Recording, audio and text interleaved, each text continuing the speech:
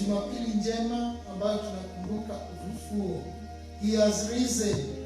Hallelujah. Hayuko tena pale kaburini, amefufuka, yuko katika mkono wa kulia wa Baba. Basi natumia nafasi hii kukaribisha kila mmoja wetu pale popote mlipo mnapotufuata kwenye mtandao.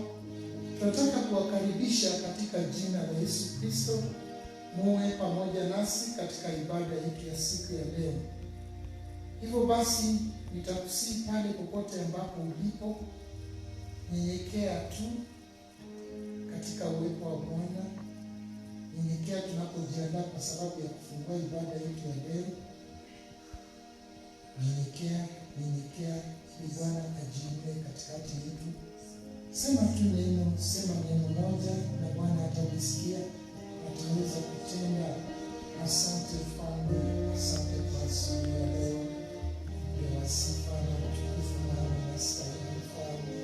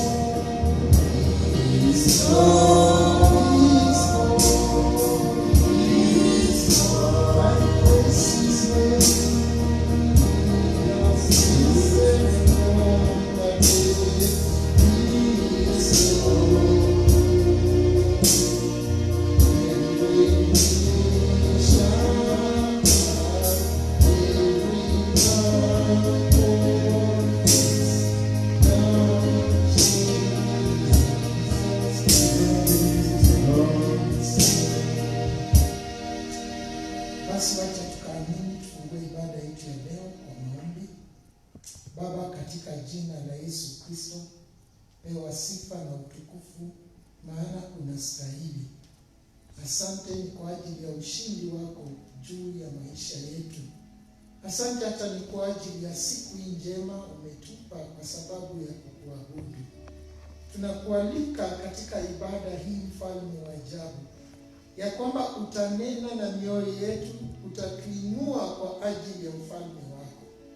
Asante ni kwa ajili ya neno ambalo umetuandalia siku ya leo. Asante ni kwa sababu ya mtumishi ambao utatumia kuleta ujumbe huu. Asante ni kwa ajili ya kila mmoja anayefuatilia hata kwenye mtandao injili hii ya siku ya leo. Ninaomba ya kwamba atakaposikia na kutazama, ataona sauti yako ikifanya kazi. Pewa sifa na utukufu, maana unaweza. Kwa Yesu Kristo tuomba na kuamini. Amen. Kwa hivyo kabla sijaita kikundi cha sifa na ibada, ningependa tuweze kusoma somo ambalo litatuongoza kwa siku ya leo. Kisha baada ya somo hili, kikundi cha sifa na ibada watatuongoza kwenye sifa na ibada, kisha tutaendelea mbele. Kwa siku ya leo nataka kusoma katika Isaya 61:1-3. Isaiah 61 verse 1-3. In English it says, "The sovereign Lord has filled me with his spirit. He has chosen me and sent me to bring good news to the poor, to heal the brokenhearted, to announce release to captive and freedom to those in prison, He has sent me to proclaim that the time has come when the Lord will save his people and defeat their enemies. He has sent me to comfort all who mourn, to give those who mourn in Zion joy and gladness instead of grief, a song of praise instead of sorrow. They will be like trees the Lord himself has planted. They will all do what is right, and God will be praised for what he has done. In Kiswahili, Bwana Mwenyezi Mungu amenijaza roho yake, maana Mwenyezi Mungu ameniweka wakfu, akanituma niwaletee wanaokandamizwa habari njema, niwatibu walivyovunjika mioyo, niwatangazie mateka kwamba watapata uhuru, na wafungwa kwamba watafunguliwa. Amenituma niutangaze mwaka wake wa neema na siku ya Mungu wetu ya kulipiza kisasi. Niwafariji wote wanaoomboleza, niwape wale wanaoomboleza katika Sioni taji la maua baada ya majivu, mafuta ya furaha badala ya maombolezo, vazi la sifa badala ya moyo mzito. Nao wataitwa mialoni madhubuti aliyopanda Mwenyezi Mungu kuonyesha utukufu wake. Bwana abariki hilo andiko. Pia ningependa tusome kutoka katika Zaburi 1:1 hadi 3. Psalm 1:1-3. It says, "Happy are those who reject the advice of evil people, who do not follow the example of sinners, or join those who have no use for God. Instead, they find joy in obeying the law of the Lord, and they study it day and night. They are like trees that grow beside a stream, that bear fruit at the right time, and whose leaves do not dry up. They succeed in everything they do." Heri mtu asiyefuata shauri la waovu, asiyeshiriki njia za wenye dhambi, wala kujumuika na wenye dharau, bali huifurahia sheria ya Mwenyezi Mungu na kuitafakari mchana na usiku. Huyo ni kama mti uliopandwa kando kando ya vijito, unaozaa matunda kwa wakati wake, na majani yake hayanyauki. Kila alifanyalo hufanikiwa. Bwana abariki andiko. Kwa hivyo nitatumia nafasi kukaribisha kikundi cha sifa na ibada, wakatupe nyimbo za sifa na ibada, kisha tutaendelea mbele.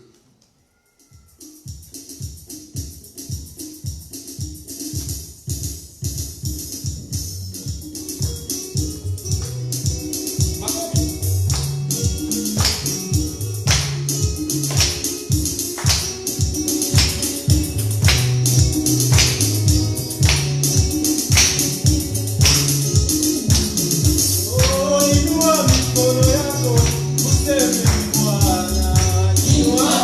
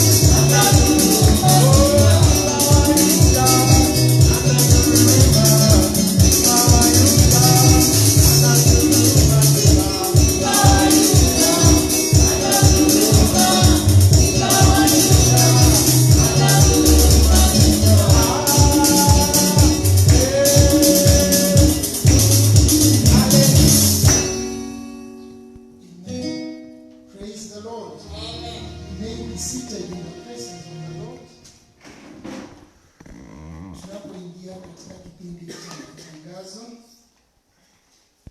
nataka kushukuru Mungu kwa sababu ya siku ya leo. Tuna matangazo yafuatayo. Tunakumbusha kwamba tutakuwa na mchango wa pesa tarehe 17 mwezi huu mwaka huu. Kwa hiyo basi tunakumbushwa tuanze kuchangia kwa sababu ya siku hiyo. Tunahimizwa kuweka pesa kwenye akaunti ya development. Our development account paybill number is 400200. Zero account ni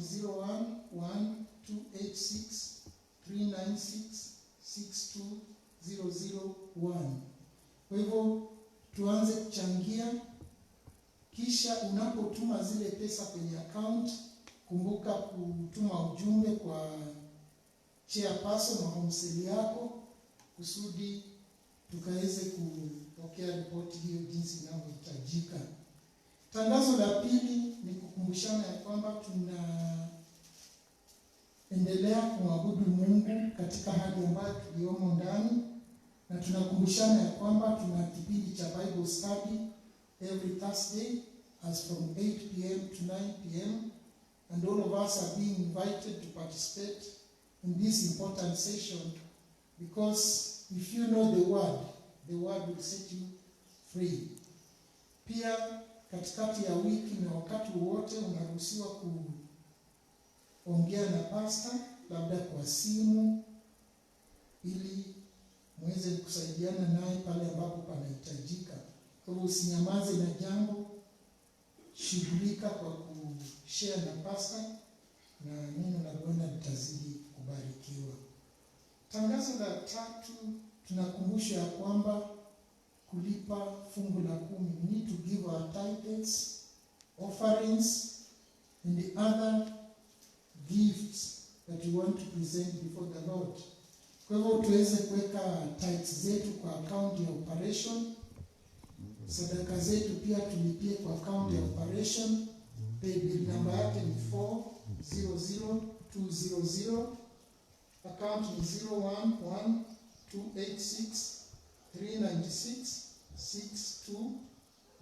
01128639662000. Kwa hivyo tutalipia pale sadaka zetu, tutalipia hapo matoleo yetu na matoleo mengine ambayo yanahusiana na kanisa.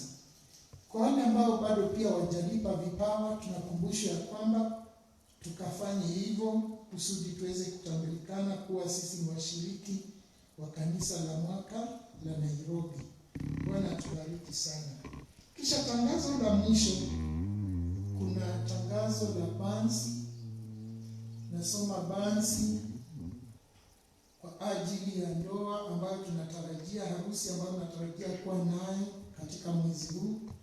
Kwa hivyo nitatumia fursa hii kusoma bansi hii, jinsi ilivyoandikwa na jinsi ilivyowasili katika kanisa letu.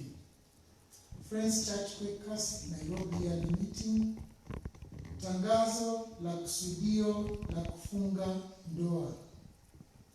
Hili ni tangazo la kusudio la kufunga ndoa kama ifuatavyo. Mwanaume Lusimba Caleb Litali, kanisa lake ni Friends Church Quakers Katani. Mwanamke ni Linet Mtibia Mbati, kanisa lake ni Friends Church Quakers Katani.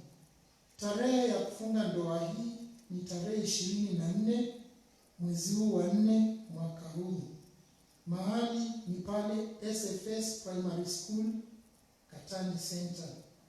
Harusi hii itafunganishwa na mtumishi Benedict Majimbo. Hii ni mara ya kwanza kusoma bansi hii. Tarehe 4 mwezi wa 4 mwaka wa 2021. Mtu yeyote akiweza kuonyesha sababu ya haki watu hao wasiunganishwe katika hali takatifu ya ndoa, aseme wakati wa kusomwa tangazo hili ambalo ninalisoma sasa, au anyamaze siku zote. Ninajua pale ulipo unaniona, mimi siwezi nikakuona, Lakini iwapo una kisababu, basi utaandikisha, simu iko on, unaweza andika ujumbe huo sasa hivi ili tukaweze kulisoma, na kama halipo basi na unyamaze hivyo siku zote.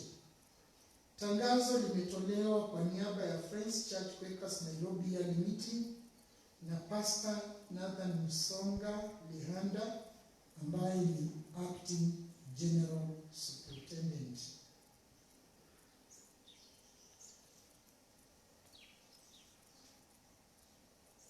Tuombe. Baba, tukushukuru kwa sababu ya tangazo hili. Tukushukuru ni kwa sababu ya wapendwa hawa ambao wanataka kuunganishwa, kuhalalisha ndoa yao. Tunaombea kibali chako, mfalme wa ajabu, ya kwamba utatawala katika kila sehemu, ya kwamba kupitia katika hali hii utatukuzwa na utainuliwa. Hata wanapoendelea kujiandaa kwa sababu ya tarehe 24, mfalme wa wafalme, wacha usimame nao na sifa na utukufu zikurudie. Pewa sifa maana unatenda. Kwa Yesu Kristo tuomba na kuamini. Amen. Amen. Kwa hivyo haya ndio matangazo ambayo tulikuwa nayo siku ya leo. Bwana akubariki unapojiandaa kufanya hivyo. Kwa hivyo nitakaribisha kikundi cha sifa na ibada wakatupe wimbo wa kuabudu tunapojiandaa kwa sababu ya kusikiliza ujumbe wa siku ya leo.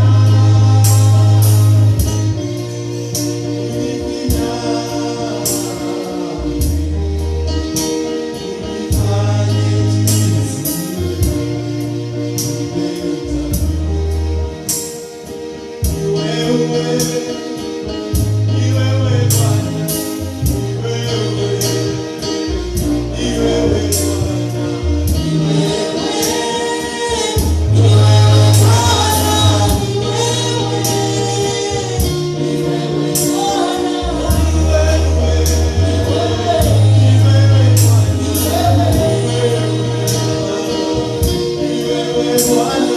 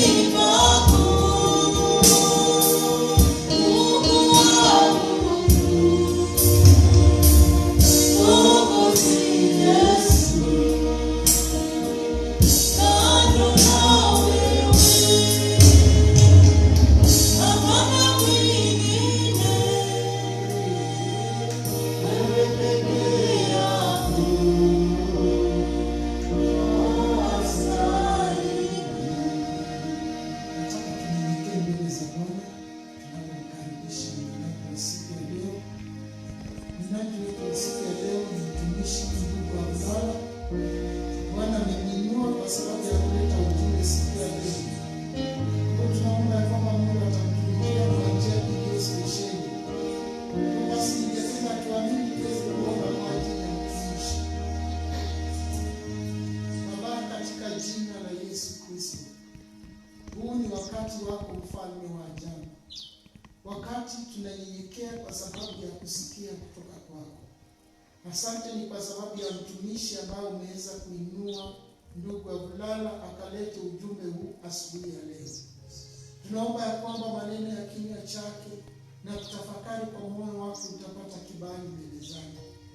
Asante pia ni kwa ajili ya sisi wasikilizaji. Fungua masikio yetu ya ndani, neno lako likatubariki. Asante Roho Mtakatifu, maana umechukua usukani. Yesu Kristo tuomba na kuamini. Amen.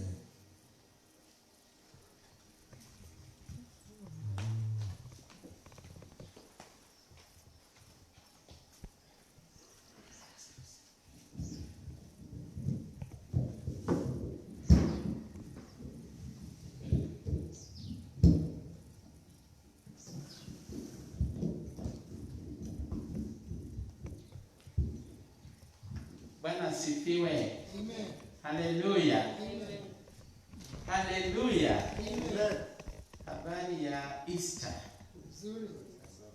Nashukuru Mwenyezi Mungu ameturuhusu kuona siku ya leo. I thank the Lord Jesus Christ is our God and our Savior. Today we are remembering the death at the cross at Golgotha, that Jesus died for us. We were sinners. We were not supposed to stand in the presence of God. But God, in His own mercies, He loved human beings so much. He loved mankind so much. And He sent His Son, Jesus Christ, to come and redeem the world. Jesus is the Son of God. What manner of love it is that God, in His almightiness, He sent His Son Jesus, who came and died on the cross to save me and you. And therefore today, nashukuru Mwenyezi Mungu kwa sababu I'm clean, I'm new, I'm being born, I've been made a new creature in the presence of God. I am a child of God. Bwana asifiwe sana. Hallelujah. Asante. Kwa sababu ya muda, I know I have like 20 to 30 minutes, na tunashukuru Mwenyezi Mungu. The Bible says in everything that we go through, we should remember to thank the Lord.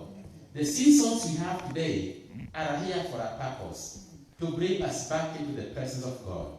We are not complaining. This will go, but God still remains our God. Leo naenda kuzungumza kuhusu kutoka kwa kitabu cha Isaiah chapter 61 from verse 1 to 3. Isaiah chapter 61 from verse 1 to 3. Because this is a season of Easter, we are remembering the death, the crucifixion of the Son of God, Jesus Christ. We are also remembering He resurrected, and right now as we are speaking, He is seated on the right hand of God. And because of that one, whatever He did, He humbled Himself, even to the point of death. God exalted Him above every other name. And He gave Him a name that's above every other name. That at the name of Jesus, every feet must bow. So what we are commemorating today, what we are remembering today, is the death and the resurrection of our Lord Jesus Christ. The death that brought us peace. The death that brought us healing. The death that brought us salvation. The death that has brought us to the presence of God. Hallelujah. The Bible says, Isaiah chapter 61, the Spirit of the Lord God is upon me, because the Lord has anointed me to preach good tidings to the poor. He has sent me to heal the brokenhearted, to proclaim liberty to the captives, and the opening of the prison to those who are bound, to proclaim the acceptable year of the Lord, and the day of vengeance of our God, to comfort all who mourn, to console those who mourn in Zion, to give them beauty for ashes, the oil of joy for mourning, the garment of praise for the spirit of heaviness, that they may be called trees of righteousness, the planting of the Lord, that he may be glorified. Hallelujah. Amen. Father, we bless you for your word. We honor your name. As we want to learn from you, I pray that, Father, let the Spirit of God speak through me to your people. Teach us what you want us to hear from this verse. In Jesus' name we pray. Amen. This Isaiah chapter 61 is actually a verse that was written by prophet Isaiah. Isaiah was a prophet of God. And the prophets of God, they predict, they foresee. God reveals to them what is to come in the future. Now, Isaiah, whatever he wrote here, it is Jesus himself revealing to Isaiah what Jesus will come to do on earth. It's actually a revelation. It's a prophecy. It was foreseen in advance. And the Spirit is saying, the message says, the Spirit of God is upon me. This is Jesus. Jesus is saying, the Spirit of the Lord God is upon him. Because the Lord has anointed him. That is Jesus. What do we learn here?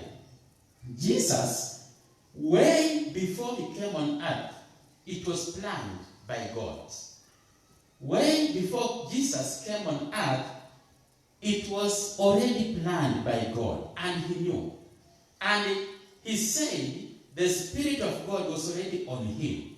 We know we have God the Father, God the Son, and God the Holy Spirit. Jesus had the Spirit of God in him, and he had been anointed for the work that he was going to do on earth. What do we learn here? We cannot do any work of God without the Spirit of God. If Jesus himself said he was anointed, the Spirit of God was upon him. Therefore, me and you, as Christians, we need the Spirit of God for us to do any work of God. I remember in the book of Matthew, Luke chapter 24, verse 46, just before Jesus went to heaven. Luke chapter 24, verse 46, the Bible says, then he said to them, Jesus speaking to his disciples, it is written, and thus it was necessary for the Christ to suffer and to rise from the dead, and the third day, and that repentance and remission of sins should be preached in his name to all nations, beginning at Jerusalem. And you are witnesses of these things. Behold, I send the promise of my Father upon you, but tarry in the city of Jerusalem until you are endued with the power from on high. These are the last words that Jesus spoke to his disciples. He said, having accomplished his work, he was encouraging the disciples that a comforter is going to come. That comforter from God is called the Holy Spirit. When that comforter comes, he will lead them on what to do for God's work. However, he said, but tarry in the city of Jerusalem. What it means, wait. He encouraged them not to continue the ministry until the Holy Spirit comes upon them. We cannot do the work of God without the Holy Spirit. Jesus himself, after doing whatever he did, and the miracles he did, he advised his disciples, tarry in the city of Jerusalem until you are endued with the power from on high. That's from God. We need the power of God for us to do the work of God. Even Jesus himself says, the Spirit of God was upon him way before he came, that God had anointed him. Yes, we need the power of God and the anointing of God upon us for us to do the work of God. Bwana asifiwe. Now, what does it say?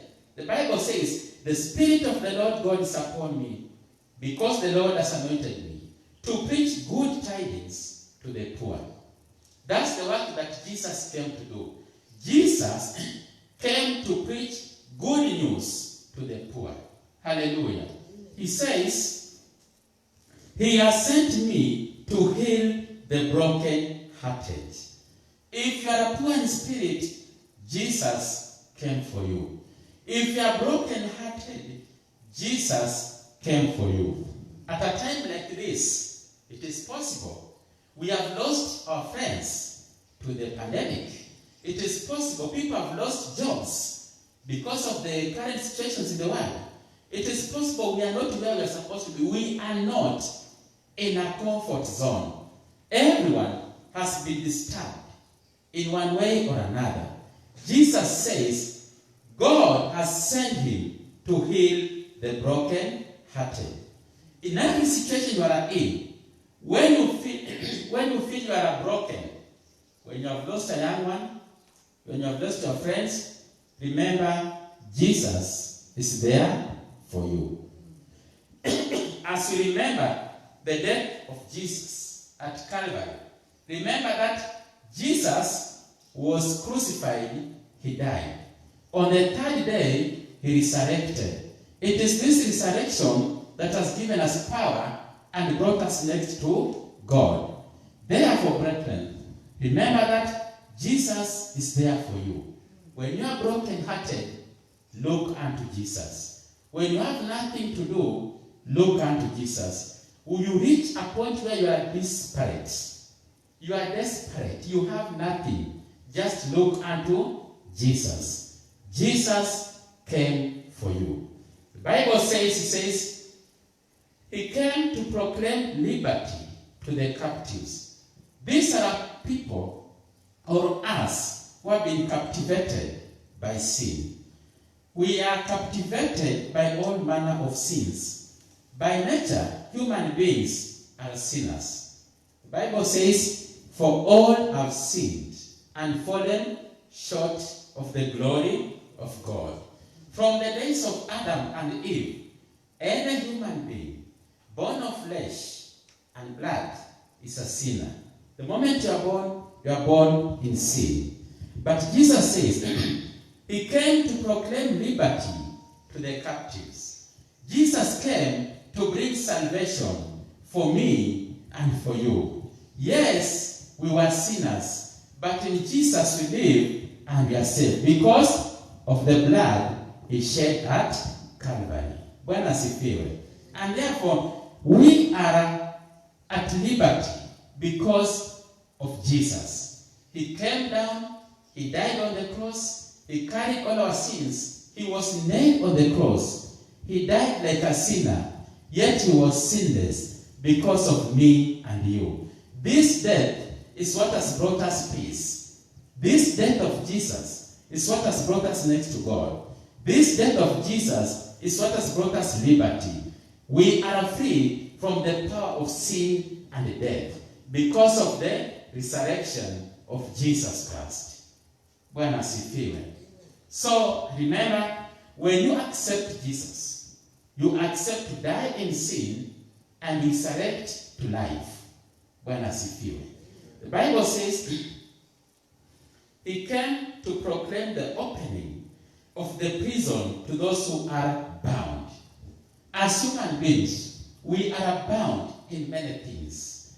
We are bound in family curses. We are bound in sins. We are bound in many things. The demons of this earth have bound us. We can only be delivered if we look unto Jesus. It is only Jesus who can cast out demons and they leave you and you are set free. So Jesus came to open the prison to those who are bound. You could be in a financial prison. Nothing is working for you. Look unto Jesus. Jesus can remove you out of that one. You could be in other prisons. Prisons of lack. Prisons of sinners. Prisons of immorality. Galatians chapter 5 verse 22. The acts of sinful nature are obvious. Impurities of whatever kind.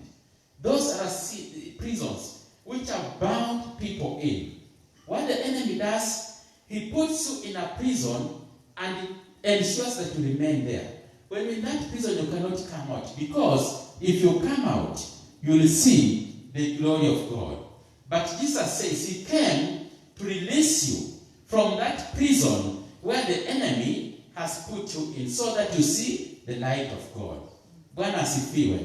We are free because of Jesus. With Jesus, we can be set free out of the prisons that the enemy has put us in.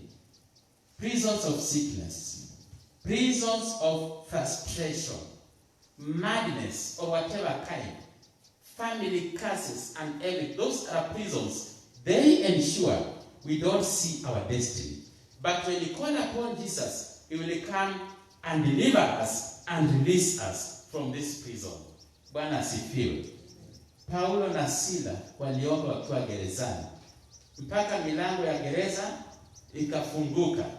Na wewe pia unaweza kuomba ukiwa kwa hizo prison, hizo gereza. Na Yesu atasikia na atakuachilia, atakufungulia, utatoka and you'll be free to do the work of God. Bwana asifiwe. The Bible says, Jesus says, you come to proclaim acceptable year of the Lord and the day of vengeance of our God. The acceptable year of the Lord is the year of grace. The acceptable year of the Lord is the year of release.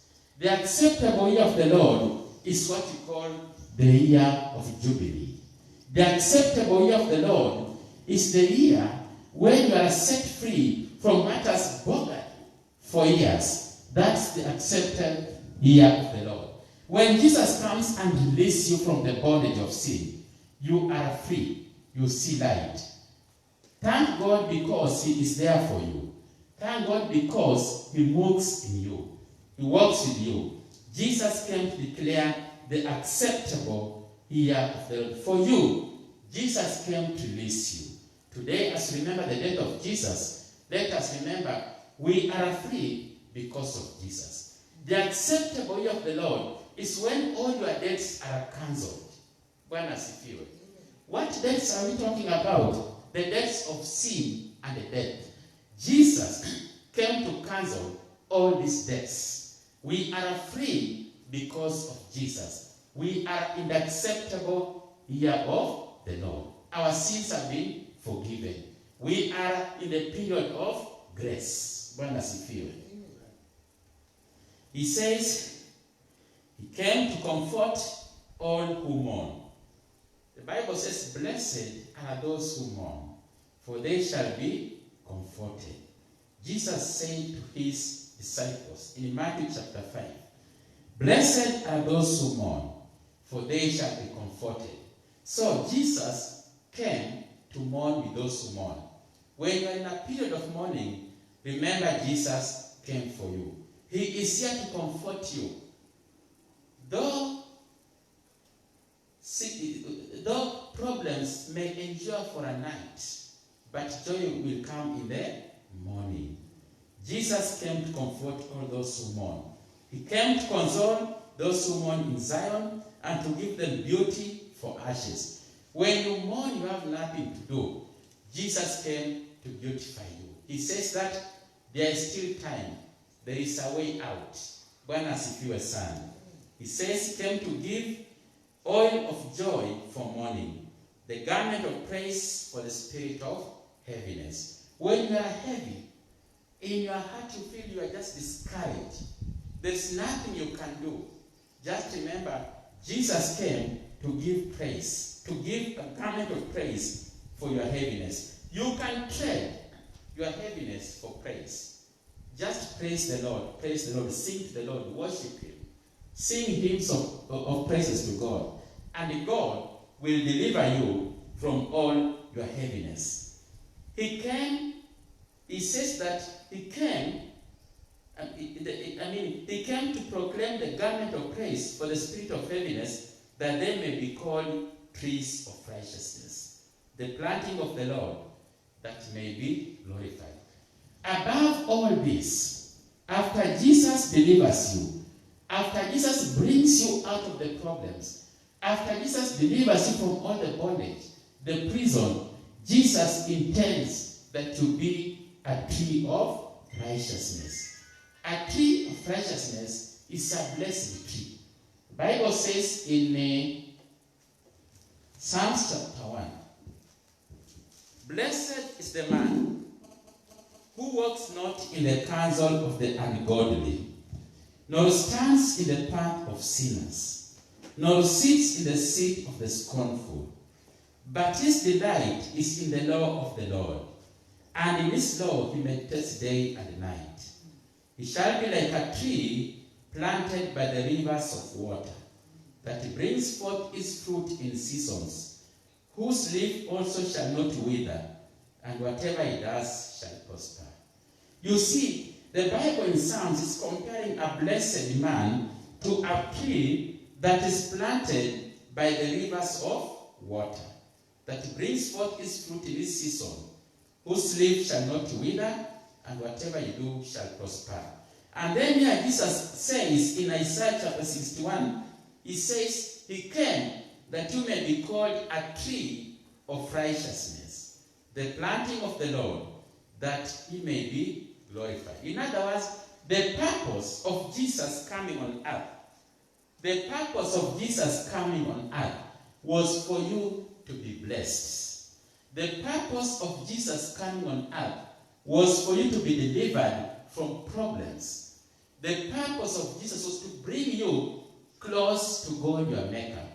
The purpose of Jesus was for you to be a tree of righteousness, a blessed individual, a person that God can use for advancement of the work of God. That's why Jesus came on the cross. Therefore, brethren, we are here because Jesus died on the cross for us. Bwana asifiwe sana. I rejoice today because I'm a new creature. I rejoice today because the love of God is on me. I rejoice today because the Spirit of God is in me. I rejoice because Jesus, my Savior, lives with me. And today I can stand before the throne of grace and worship God and say, glory to you, because you have given me the freedom to enter his gates with thanksgiving.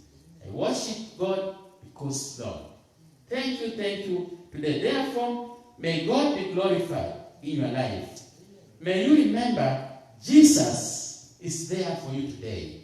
In everything you are going through, Jesus came because of you. And is there to help you, is there to heal you. In sickness, look unto Jesus. In problems, look unto Jesus. In whatever may come ahead of you, look unto Jesus. Whatever may seem hard, remember Jesus says he came to declare liberty to the captive. Do not allow the enemy to bring you down. Remember there's liberty at the cross of Calvary. In Jesus' name, Father, we bless you and we worship you. We thank you because you are Lord.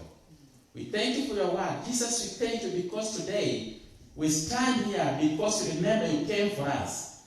You were nailed on the cross for our sins, that you may be brought to your presence, that you may be called children of God. We thank you for carrying our sins on the cross, forgiving us and making us new before your presence. Be glorified, the Son of God. Welcome into our hearts, our souls, and our spirit.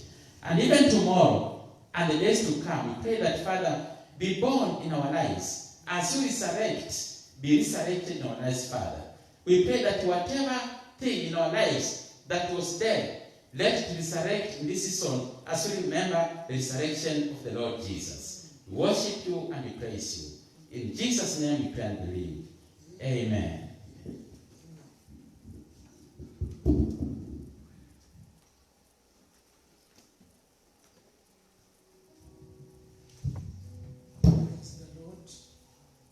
Praise the Lord.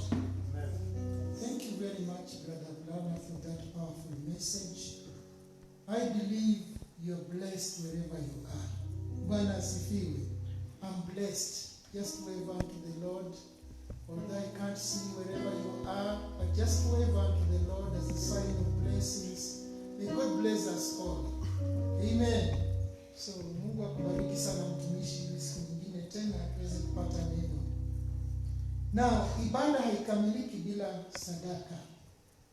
So wherever you are, it's a wonderful time that you want to offer unto the Lord. Iwapo una zaka, unataka kulipa, utalipa kupitia kwa paybill yetu ya operation account. Just remind us our operation account, tutalipa pale sadaka zetu na matoleo mengine. Operation account yetu, paybill number is 400200, account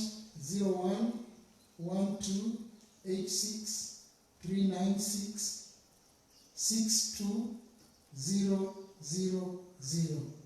That's our operational account. Tutalipa sadaka zetu kupitia pale pamoja na tithes. So nataka pale ulipo unisaidie kuimba wimbo huu wa Injili. Kikundi cha sifa na ibada tunataka tuimbe Injili 5 watu wa Mungu wanapotoa sadaka zao.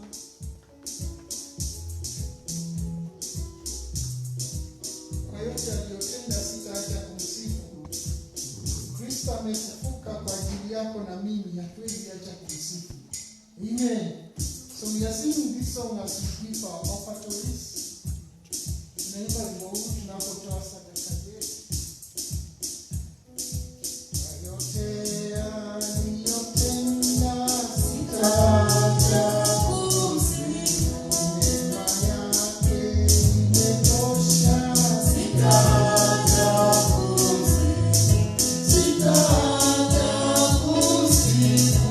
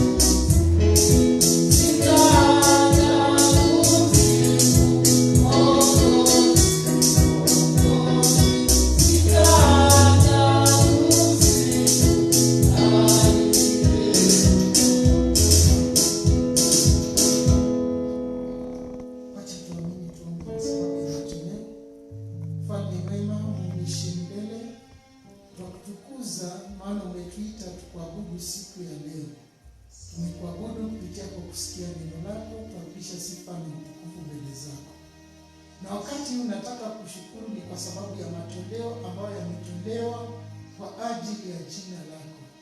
Ninaomba ya kwamba unatakasa matoleo haya na kubariki watu wako sawasawa na mapenzi yako. Pewa sifa na utukufu, maana umeshatenda. Neno lako pia likasema tukijaribu kwa njia hii tuone kama utafungua madirisha ya baraka juu yetu. Kuna wapendwa wanatoa fungu la 10. Falme, wacha ahadi yako ikatimie katika maisha yao. Asante, maana utatenda. Kuna matoleo mengine pia ambayo yanatolewa. Baba, wacha zikapate kibali mbele zako. Na sifa na utukufu zikurudie. Kwa Yesu Kristo tuomba na kuamini. Amen. Kwa hivyo wapendwa wasikilizaji, wapendwa watazamaji na wale ambao tuko mahali hapa, tunashukuru Mungu kwa nafasi ambayo ametupa kwa ajili ya ibada ya leo. Tunazidi kukualika pia Jumapili ijayo, karibu sana, tuweze kumwabudu Bwana kupitia kwa njia hii. Neema ya Bwana wetu Yesu Kristo na ushirika wa Roho Mtakatifu uwe pamoja nasi. Can we recite the grace as we close the session? May the grace of our Lord Jesus Christ and the love of God and the fellowship of the Holy Spirit be with us now